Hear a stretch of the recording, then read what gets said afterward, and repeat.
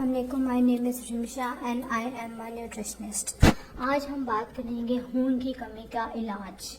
आज हम बात करेंगे एनीमिया होता क्या, खून की कमी होती क्या, खून की कमी का इलाज क्या है और खून की कमी को अब हम अपने खाने से किस तरह इसका इलाज कर सकते हैं और इसकी क्या अलामात होती हैं जिससे कि हमें लगता है कि हमारे जिस्म में खून की कमी हो गई है। सबसे पहले हम आते हैं कि खून की कमी होती किस वजह से है। खून की कमी जो है वो हो जाती है जब आपके बॉडी में बहुत ज़्यादा डिस्चार्ज हो जाता है खून का। तो और वैसे भी अगर आपको कोई जख्म लगे तो किसी भी तरीके से जब आपके जिस्म से खून बाहर निकल रहा है और आप सही आयरन और गोश्त वाली चीज़ें नहीं ले रहे तो आपको जो है वो खून की कमी हो जाएगी। ठीक है, what are the hazards of anaemia, anaemia के नुकसानात क्या हैं, खून की कमी के नुकसानात क्या हैं।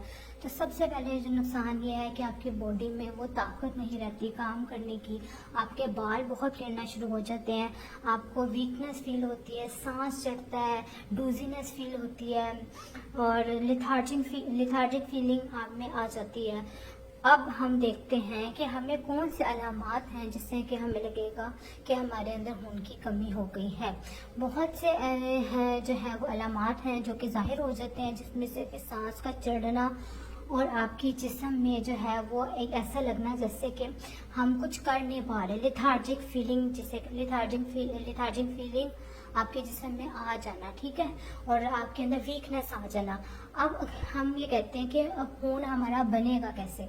जब हम प्रॉपर डाइट नहीं ले रहे होते तो हमारे अंदर खून की कमी हो जाती है, क्योंकि हम प्रॉपर उस आयरन को ले नहीं रहे होते। ठीक है, जिस तरह के वाइट ब्लड सेल्स हैं इसी तरह रेड ब्लड सेल्स हमारी बॉडी में होते हैं और ये रेड ब्लड सेल्स खून को बनाते हैं। और रेड ब्लड सेल्स को कौन बनाता है, रेड ब्लड सेल्स किससे बनते हैं, उनका मेन जो कंपोनेंट है वो है आयरन।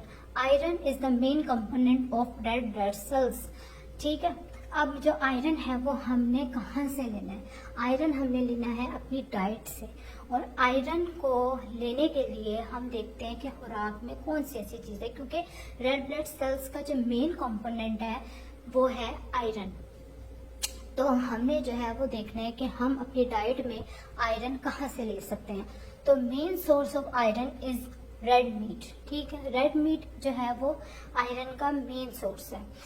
तो जो है जिस तरह के रेड मीट, जिस तरह के बकरा, जिस तरह के गाय का गोश्त, इसमें जो है वो क्या होगा, आयरन होगा। जैसे कि ऊंट का गोश्त, जितना भी रेड मीट है, जिस तरह के बकरा हो गया, जैसे कि गाय हो गई, इसमें जो है वो ये रेड मीट है और इसमें होगा आयरन। आयरन जो होता है वो हमारे खून की कमी को पूरा करता है।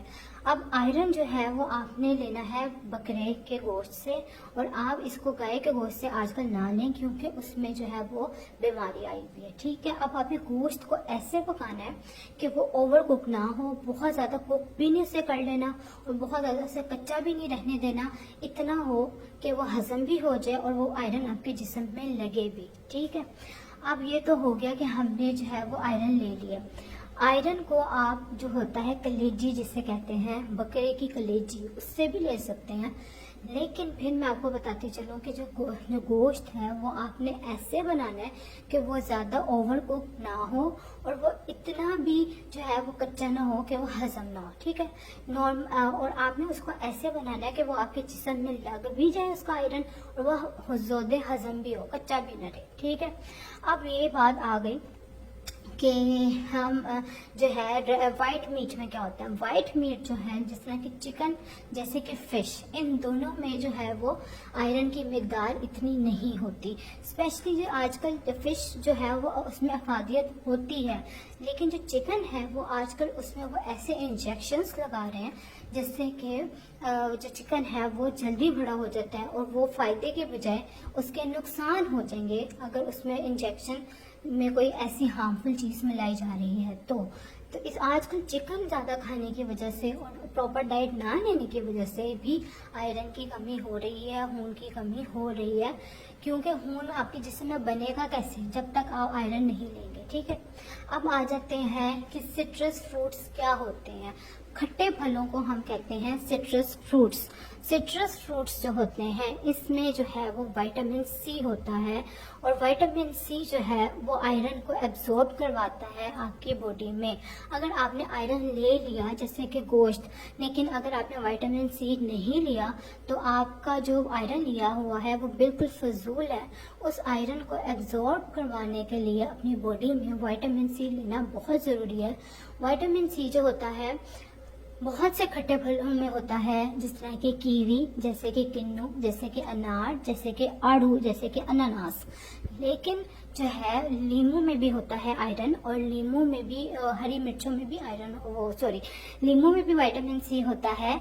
लीमू में विटामिन सी होता है और हरी मिर्चों में भी विटामिन सी होता है। अब विटामिन जो सी है इसको हम लीमू से इस वजह से मैं रेकमेंड करती हूँ कि आप लें, क्योंकि ये सबसे इजीली अवेलेबल है। किसी के भी घर में लीमू ज़रूर होता है, ठीक है। तो आपने जो गोश्त आपके घर बना हुआ है, आपने उसमें विटामिन सी जब निचोड़ लिया, जैसे कि लीमू है वो निचोड़ लिया, और वो जब आपने डाइट खा ली तो इस तरह आपको आयरन भी मिल जाएगा और आपके अंदर विटामिन सी भी चला जाएगा।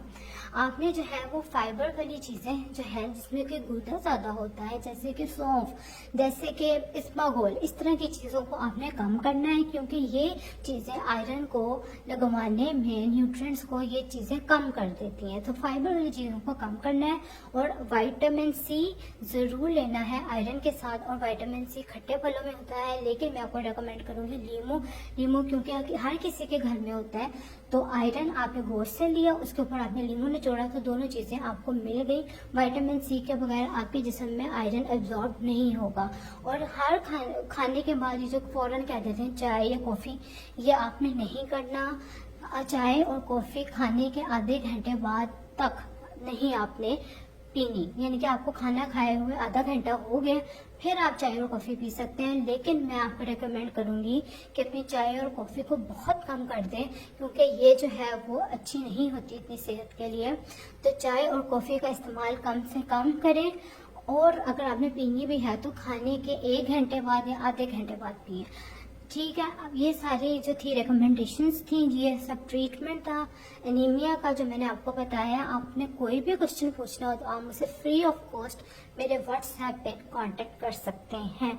अभी नेक्स्ट वीडियोस में मैं जो है वो डिफरेंट और न्यूट्रिएंट्स को जो है वो डिस्कस करूँगी। Thank you.